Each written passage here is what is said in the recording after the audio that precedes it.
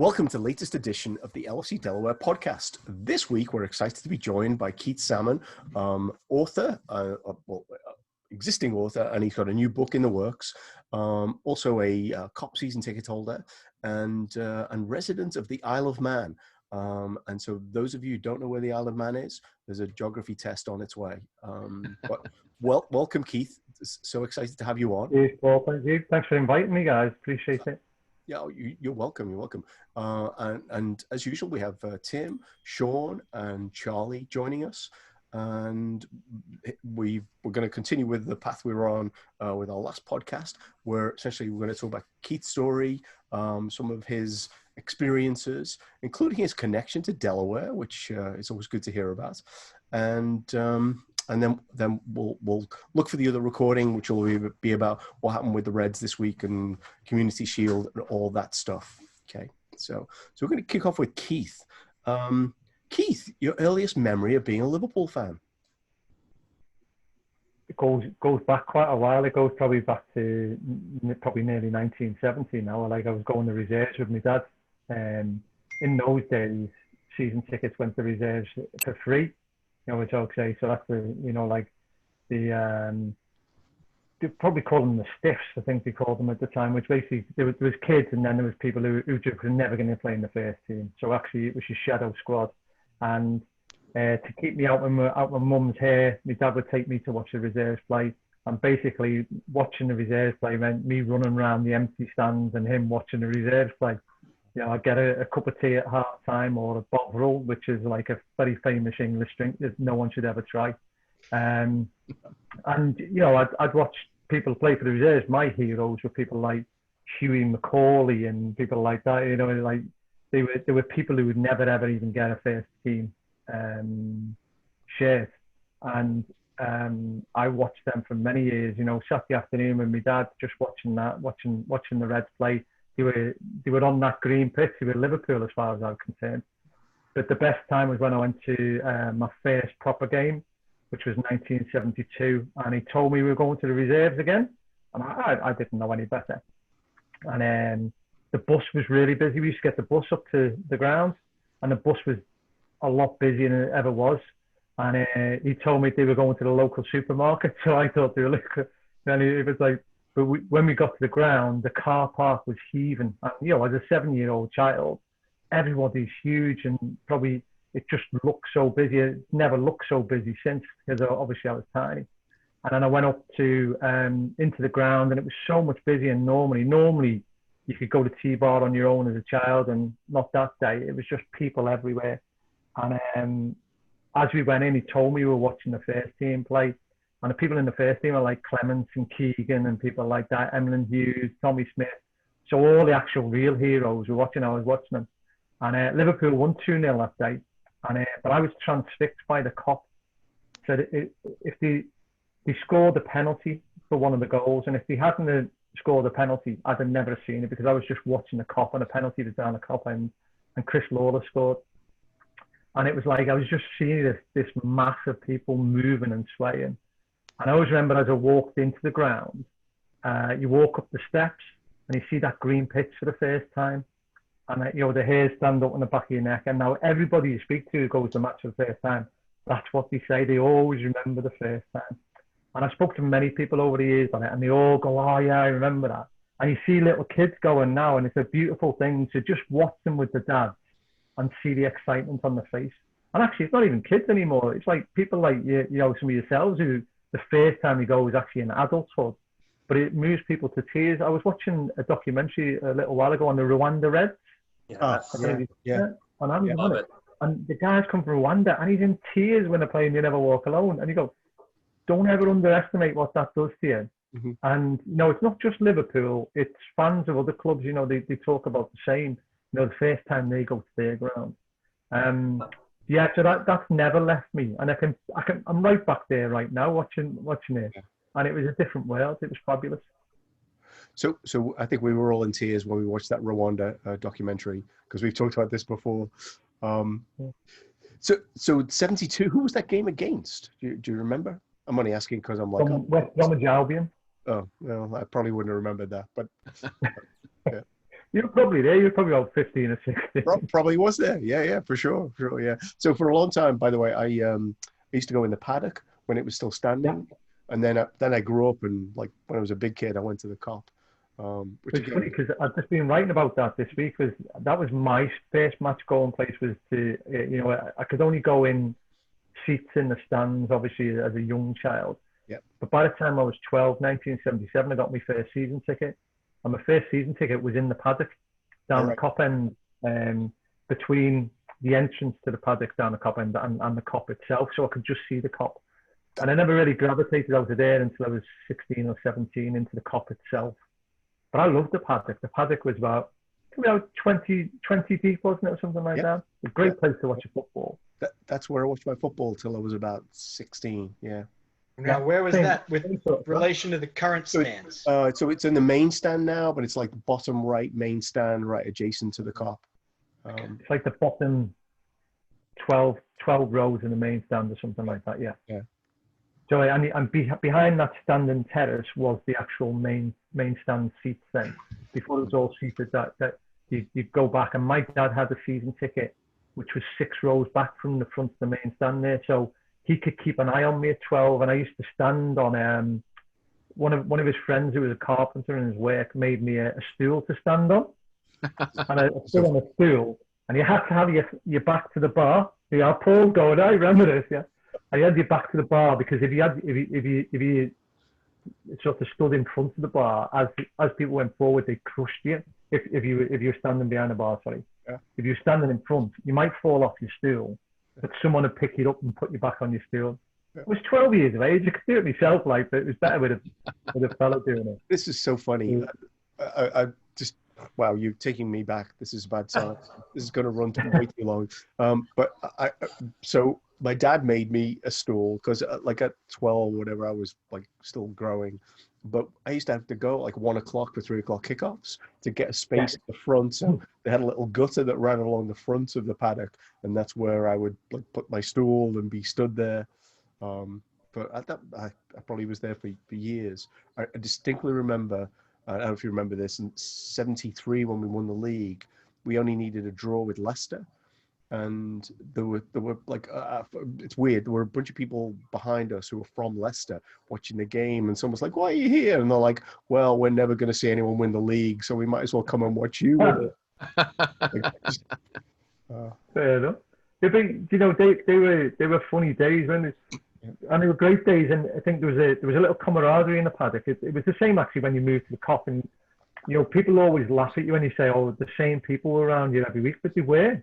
Yeah. You had a space where you stood, and everybody knew who stood next to them. So there was always people who would look after you. So there'd always be, like, I've done it now to kids. If you see a kid in the ground or a away match in Europe, the fellas look after the kids. You don't want kids to get hurt, so you'd always look after them. If the train's bouncing towards an away ground in Europe, everyone's looking out for the kids and stuff like that. But when you were standing, if the crowd surged and you fall off, there was always a couple of fellas who'd get you back on your stool and look after you. By the time I got to 18, you weren't too happy with keep putting me back on the stool. Yeah, but that was how we started watching our football, and then you moved into the Cop, and I would stand in the bottom left-hand corner. So as you looked at it, was the right-hand corner. So it was corner next to the main stand. Yeah. And it was the nearest the entrance, but you can actually watch your football there. You didn't get too much pushing and shoving. But we were always probably about 50 foot from the front. So you got like a low down view of the game.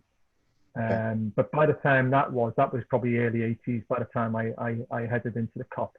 So you're talking like Alan Kennedy and Alan Hansen, Dalglish, people like that were playing then. Yeah. They were my heroes. So the early 80s, someone else should be doing comparing here because I'm having a whole flashback experience. Early 80s, I remember I was on the left. I used to be on the left side, probably slightly higher than you describe. I remember the game we played against Bayern Munich in the semi-final of the European Cup, I guess in 81. On the way to Paris.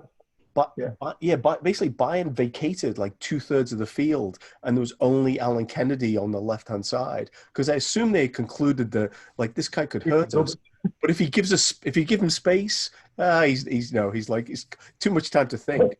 It was really weird because there was like this whole section, and we drew 0-0 at home, and then we scored the away goal. Ray Kennedy scored the away goal in Munich, which basically got us into the final in '81. But we've been writing about that in the new book as well, because I went to Munich last year when we beat them 3-1, and the reason I've always wanted to go to Munich because of Ray Kennedy and that goal, because I remember sitting in the back room of my mum and dad's house listening to it with my dad. And my dad, would never smoke in the house. He'd always smoke outside, but he was desperate for a fag for the whole of the second half. He was desperate for the ciggy. Yeah. And basically, in it, he was going, will you sit down? Will you sit down? What I do to my lad now, going, Charlie, just sit down with you. I was like that. And it was when you heard a radio commentary when Kennedy scored, because they were definitely weren't going to win it, because Dalglish went off early. They had players limping, and you just went. It was an amazing performance. Howard Gale come on, who hardly played, and he ripped them to bits, got kicked to bits as well. And it was one of the things where you had to listen on the radio. You couldn't see it. Yep. You had to listen, and the radio commentary was amazing. And when they scored, I think Bayern got one back with about seconds to go. Actually, Liverpool was two. Uh-huh. And I could see my dad. He was already ringing my uncle, going, "Now we're getting to Paris." And I'm going, am I going? He's going, no, you're not. So when we went to Bayern, that was the thing, is it the stuff of your kids, as a kid, your dreams of going to Munich and places like that. And I've been able to live those dreams of going to some of the best grounds in Europe. That's awesome. So tell us a little more about. I'm loving the story. But I probably need to focus on kind of your experience, not mine. Tell us a story about the first book. What does that cover? The first book is called "We Had Dreams and Songs to Sing," and I made the title up myself, obviously. So I stole and it. Then people stole it off you, right? That's. Yeah. But I did copyright it, so no one else could do it. I had a website and everything, and it was published in 2009. But actually, the book took root in Istanbul, the story of Istanbul. I never set out to write a book because I didn't even get an English qualification at school. No, I didn't get an English level in English language. Mm-hmm. I could read books, but I couldn't do commas and full stops and things like that. But basically, when I went to Istanbul from the Isle of Man, I was already living here. I've been here 5 years then. I'd just been married a year as well. So I've got a great wife. Before anyone else, I've got a brilliant wife. She lets me do this stuff. When we qualified, I'm going, because I've never missed anything. I'm going. And like that. So, what about the ticket? Well, I'll have to see how a ticket comes along. And I couldn't get a ticket. I didn't qualify because obviously living away, I didn't go to all the home games in Europe, so I didn't qualify. And in the end, I wrote a begging letter to the club, and they found a ticket for me because I've been a season ticket for 30 years and all that sort of stuff. So this begging letter worked, and I got a ticket for £15. And I got it on the Friday, and I was leaving on the Monday. I'd already sorted my flights out, so I was going no matter what. So from here, I had to take a flight to England. I flew from here to Luton, near the north of London, then to Gatwick, which is south of London. Then I flew to Thessalonica in Greece, and then I got a train. So in all, I got this train across a border. I walked across a border on my own. I got a train to the border, walked across the border. I was in a town in northern Turkey on the Tuesday night. No one spoke English. I met my mates in Istanbul, and it was brilliant, absolutely brilliant. Then at half time, you're 3-0 down, you're going, Jesus, I've got to go home. How do I get home? And I had nowhere to stay. I couldn't find anywhere to stay in Istanbul, typical Champions League. So obviously we know what happens in the game. They come back, they win, and I end up back in Taksim Square till 8 o'clock in the morning on the beer, because obviously I didn't have anywhere to stay, but you didn't need anywhere to stay. It was a party. And then I got a train back to Greece for 15 hours. It took 15 hours to get back to Greece. A night in Thessalonica. Then I flew to Athens to London, and then a train from London to Liverpool, and then Manchester via car, and then from Manchester back to the Isle of Man. So in 6 days, there was 5 planes, 4 trains, a walk across the dodgy border, the best football match you're ever going to be at in your life. And I just thought, oh, that makes a good story, doesn't it? And I kept notes. I've always done this in my travels. I've done it when I come to the States all the time. I just keep notes, funny little things that happen. And because I was going on my own, just kept me entertained. So I had these little bullet points. So when I come back, I was telling my missus the story, and she goes, "Oh, just write it down. Just write the story." So I wrote this short story, and I give it to her, and it was like, it wasn't short, by the way, because obviously it's quite a long. She went, "That's really, really good. You should write a bit more." So a couple of the women in work were in a book group. They used to go to libraries and discuss books, and how good the characterization was and all this stuff, all the proper booky stuff. And I went, "Would you like to read mine?" And he come back and went, "Oh, I loved it. Your characterization was brilliant, and blah blah blah, and the story was great."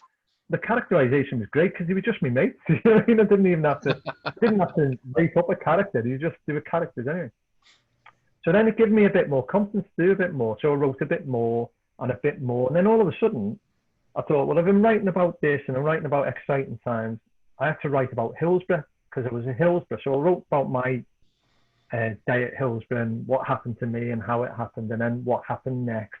And I thought, if I write about Hillsborough, I've got to write about Heysel because I was at Heysel as well. So I had my experiences on the day at Heysel. I was actually there after the disaster happened at Heysel, whereas actually Hillsborough was his first party. It was right there in the middle of it. So I wrote that, and all of a sudden, I had probably 14 or 15 chapters, and I was working in. I worked for an international bank, and I was working in like the Dubai in South Africa at the time. I'd already been to Miami a few times. So I had this story about Reds around the world as well, and something linked neatly in it. And I always remember the first day I ever went to Johannesburg. I'm walking down the street, and there's a fella in a Liverpool scarf in the middle of Johannesburg. And it was 90 degrees, and he's got a Liverpool scarf. And I went, this is mad. And everyone you meet in the cab, no matter where you are in the world, if you find out where you're from, you go, where are you from? You say, "Oh, from Liverpool in England." You go, Liverpool Football Club, Steven Gerrard, Kenny Dalglish, like that. And he'd always go, obviously wisely go, "Are you red or are you blue?" And you always go, "I'm red," and everyone breathes a sigh of relief then. So I don't know how the conversation would go if you said you were blue. Does that still happen, Keith? Just interrupting you on the red or the blue, because I heard you say that on the when you were talking to the guys from Austin, and because you know that when Everton submitted their plans to build a new stadium, essentially they told the world that they had half as many fans in Liverpool as like the Reds did. I don't know if you knew. They always said you have more fans in Liverpool than the Reds do. You don't. They go, "We're the People's Club." It was, I think it comes from David Moyes. Yeah. Because I see more Everton shirts than Liverpool shirts in the streets of the city. You don't. No. So it's just that we've got this massive international fan base, but 750,000 people come to watch Liverpool come home with the cup last year. Mm-hmm. They weren't all out of towners. Liverpool is red. It's proper. They weren't all from Norway? Come on. Yeah, I haven't got a Norwegian accent. They hate it when I rock up and go, "Which part of Norway are you from?" But it's funny because my brother's married to a blue, you know what I mean? And his son's a blue as well, and he's a proper bit of blue, my brother's son as well. You got to my brother's got a mixed marriage. He's married an Evertonian. Yeah. Whoa. Yeah. So he's not allowed in the house on Derby Day. If Liverpool win, he goes to my mum's and sleeps in my mum's just so he's safe. As he should. As he should, yeah. Should stay out, should go home anyway. So that's how the book came about. And then I'd always said, "I'll write a book." And then all of a sudden, when I said I'll write a book, I had to do it. And no one believed I would to until the day it was in my hands. And it's probably one of the proudest day in my life after, being married and having kids. It's like having that book of your stories in your hands was amazingly proud for a kid who I was told I'd never achieve anything when I left school. And I'd probably be factory for that. Well, I've done all right, you know what I mean? So I keep thumbs up to them guys. Thanks for telling me. I nearly done something else then, didn't I? But I think when you have that in your hands, people want to read your story, and then then it's the scariest day of your life as well, because actually, people are going to judge me now. I hope they like it. And actually, I probably sold 4,500, maybe 5,000 copies, which I believe is really good for what was a self-published book at the time. Mm-hmm. And I've had really good feedback from people go, oh, it reminds me about when I did this, because I've got stories and I tell me stories, but they're just the same as many other people. Some people have got better stories than me, but some people haven't got those stories and they like to hear them. It's like you guys now affording me the time to tell you my stories. It's lovely that people want to hear them. So the next book's out, Juice It. So before we talk about the next book, couple of things. One is we should definitely connect you with Nabs, who's from Oman. He's part of I think he's the chairman of the official Liverpool supporters club there, because I think you were in competition for the best Istanbul story we have heard. But just saying that. We could definitely go down I was at Heysel, so we could definitely go down that path in terms of conversation. Yeah. Let's bring it back to the new book. What is that about? The new book is what happened next. So the first book ends with, John Arnorisa ruins it with an own goal in front of the Coppin in the semi-finals. You know what I mean? So I had this glorious chapter where Liverpool would go and win the Champions League again, and it never happened.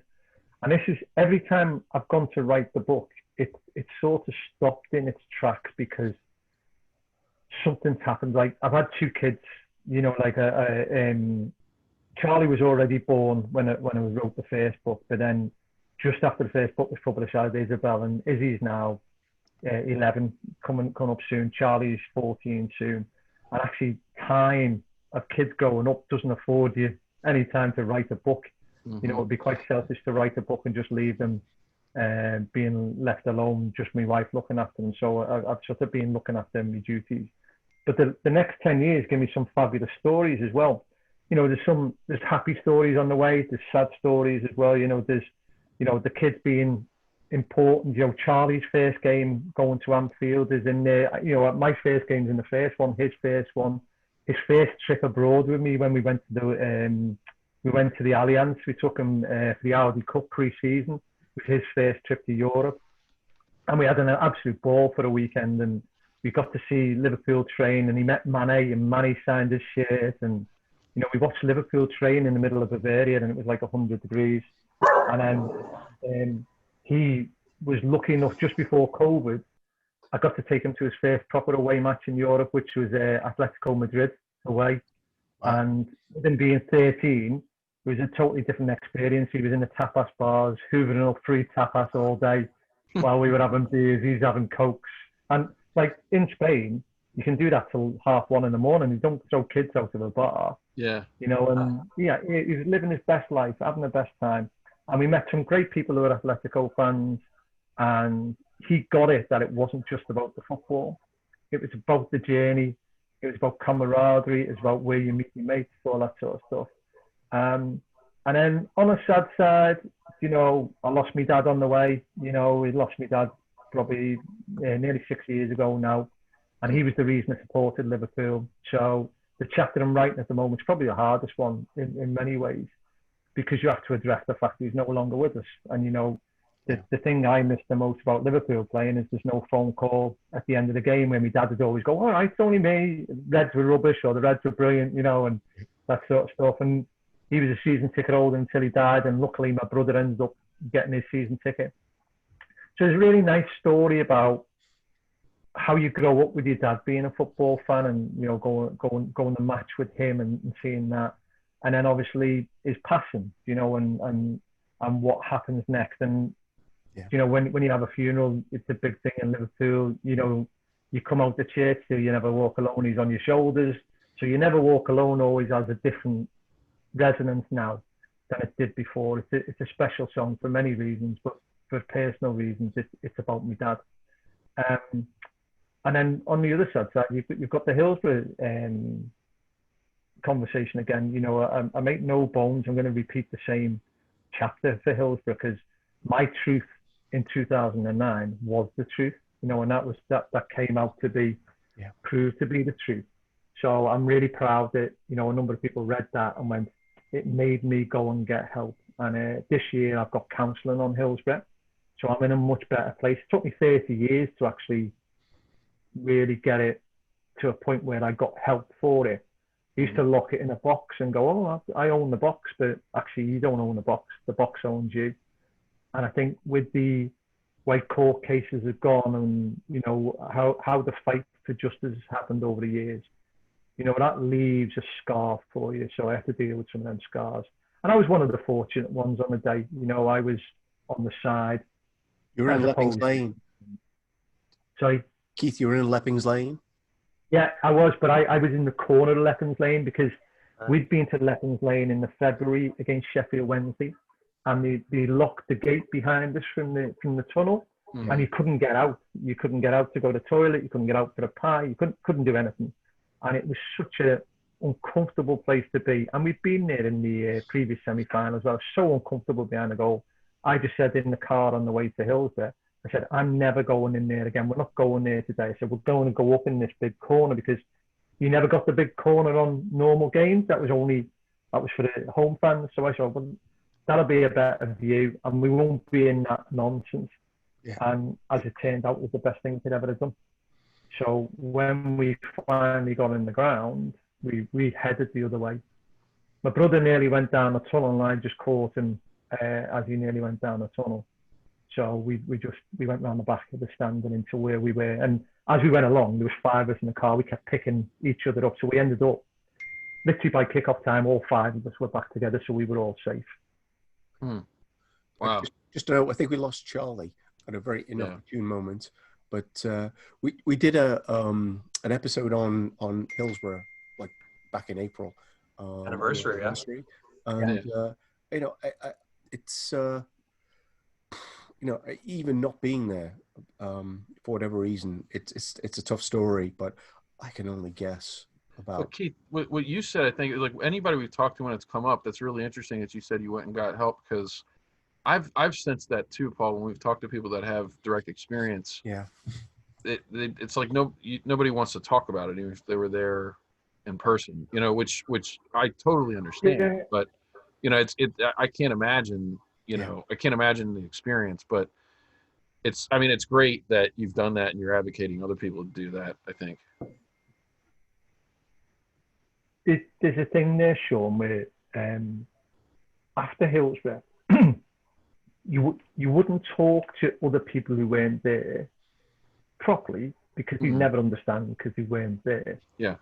And people who were there generally wouldn't talk to each other because it's too raw. And still over the years, my dad was there. My dad was down the other end, down the cop end, and he saw everyone coming by on stretchers and he was looking for us. Yeah. You know, so he was like, and he never talked about it for 20 years. It took him 20 years to even talk about any of his experiences. And we still meet now, and it's the subject we go, when it's all over, we'll sit down and we'll have a proper chat about it. It's not over. Yeah. And will it ever be over? And some people deal with it well. Some people never want to talk about it again. Some people, there's now a Hillsborough Survivors Association in Liverpool. And basically what they do, they fund help for people. So check them out on Twitter. I'll try and share the link for you. But basically, they take donations, and those donations pay for a specific counselling session. A specific session which is Hillsborough related, which has helped quite a few people. Because most people are walking around with it and they've got no help. I was lucky because my company and I work with provide that type of service. And actually I took advantage, but it took a long time for me to go, I've got a problem with this, I need to sort it out. Yeah. Because I've always said, writing the book was really cathartic about Hillsborough. Because, well, you got it all down and, you know, it made me feel, oh, that's cleared my head. Yeah. But actually, I think what it did probably was delayed it. But in 1989, there was very little counselling for anybody. And someone asked me the other week, how do you feel after 30 years and, you know, winning the league and all that? So I said, and what was it like last time they won it? And I said, I couldn't remember it. I Googled a little bit. I could remember 3 or 4 games. There was a day when he beat Crystal Palace 9-0. There was when he beat QPR to win the league. And then there was the last game of the season at Coventry where I think they won 6-1. and it was a day out in the sun, and it was celebratory. But the whole year, I walked around in a daze, and I lost loads of weight. I had problems with my eyes. I wasn't sleeping. I was getting like 2 hours sleep a night. I remember I was a bystander. I wasn't in the middle of it, and that's how it was affecting me. So if I walked around in a daze, what was it happening to the players? They'd done amazing to win the league that year. And it was probably, I seen someone talk about it the other week, saying it was no surprise that Liverpool struggled after that. The club struggled because it was an immense amount of pressure to do. And for Kenny to go after the 4-4 draw at Goodison, you understand why he did. Yeah. That pressure, you know, they looked after everybody else, but not themselves. And I think, you know, I don't think they got any counselling. I think they carry it to this day as well. Yeah. So, you know, I was very fortunate, and I got a really good counsellor or therapist. I think you'd probably call them in the States.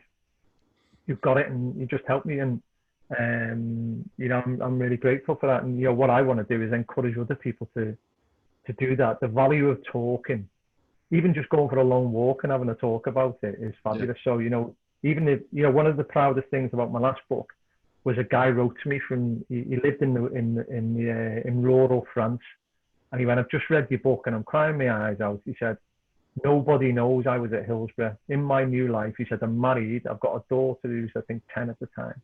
They don't even know I was there. I've never spoke about it." He said, "Today I'm going to write a letter to them." And he wrote this letter to his wife and his daughter to explain what happened to him in 1989. And I went, well, I'm having that one, because that's worth everything to me. Mm-hmm. If it just helps one person to go and do it. So by being honest about mental health and saying, you know, it's time to talk, and it is good to talk. And in England now, companies are starting to get that actually people are more beneficial and more productive if you help them address their issues. There's always something holding something back. So I say, you know, I'm very fortunate to do that. I feel in a good place, and probably a better place to write about it in a different style this time. So what happens next? And the anger about the injustice of it, and the likes of the things from the Sun, and what you know, opposing fans still say. And you'll see on Twitter, the Hillsborough slayers come out, always the victim and all this sort of stuff. Twitter's a cesspit at times, and you know, it brings out the worst in people. Actually, they'd never say it in the face, because actually, if they hear their story or anyone's story, they wouldn't say it. Yeah. I don't think a lot of people, I guess that's why I think it's good that you're doing this. It's important for more people to understand a lot of this, because like on Twitter, you even see, first thing that comes to my mind is Manchester City players singing you know, their song. And it, like, I don't think any of those people understand what that means to people that were there. You know, if they did, they wouldn't do it. And I think a lot of it probably is because people just don't talk about it, you know. In England, especially, it was hidden, because actually, you know, within days they blamed us. And even the truth, you know, like there's been a few documentaries now, and there's still people going, did that really happen? Was that really what happened that day? I went, how many times do you need to be told what really happened? Because they still go, well, we're still people bunking in with it. Yeah. No. Yeah. Mm-hmm. How many times do you need to be told? I've still got my full match ticket downstairs. Mm-hmm. And it was like that. You were showing it to stewards, and you just going, get in, Joe. Yeah. There is a point where you go, you are not going to educate the people who don't want to be educated. Mm-hmm.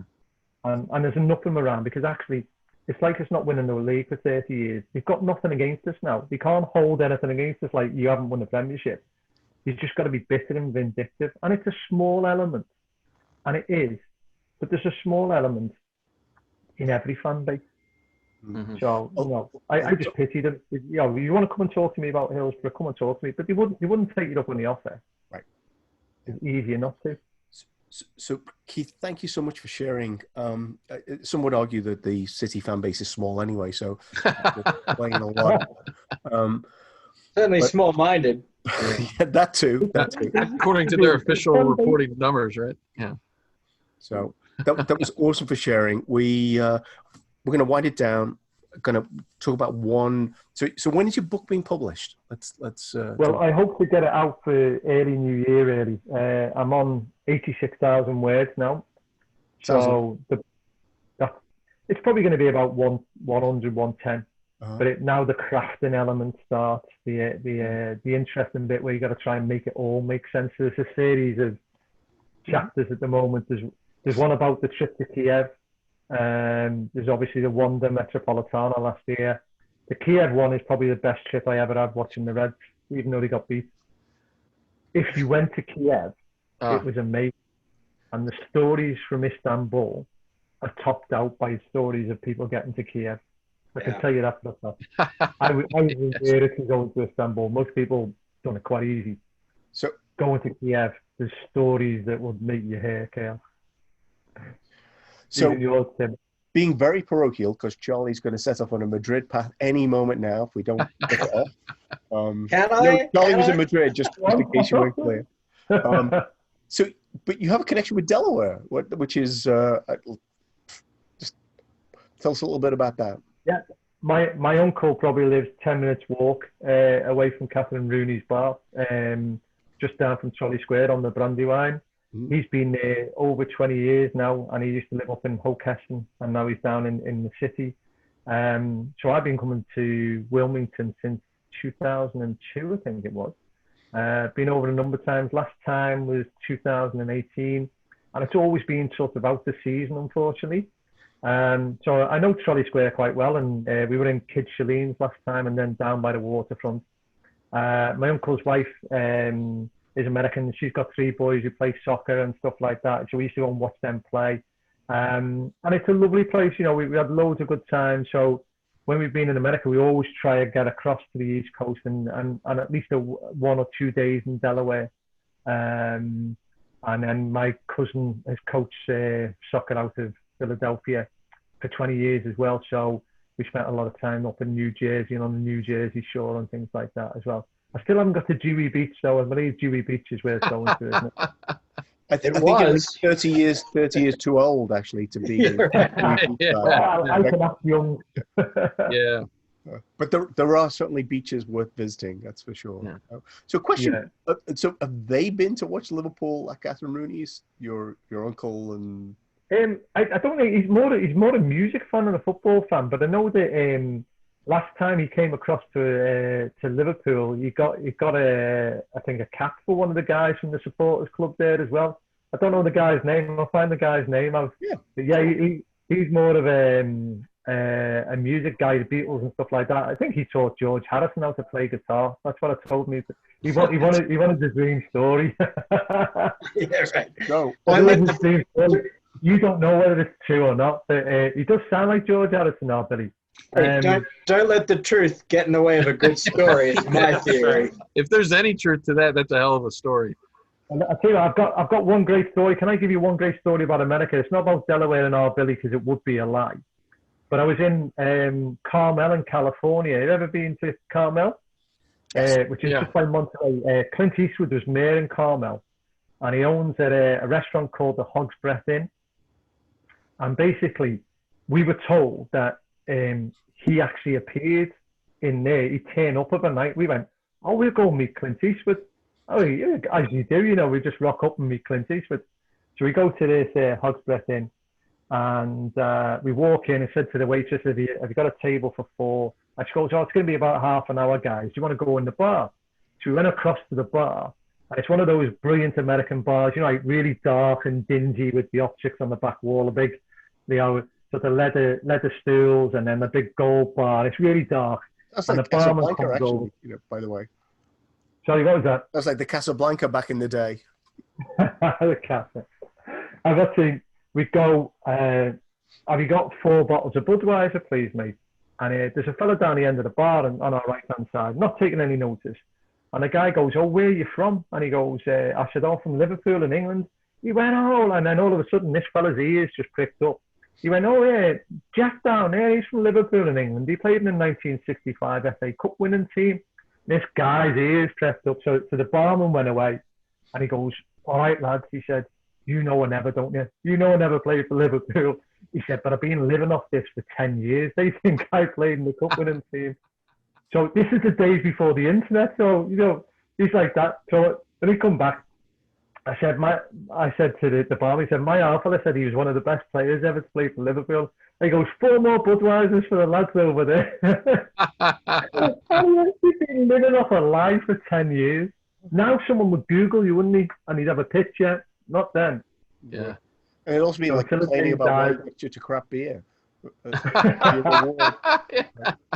We didn't know then. We didn't know any better. Now we do.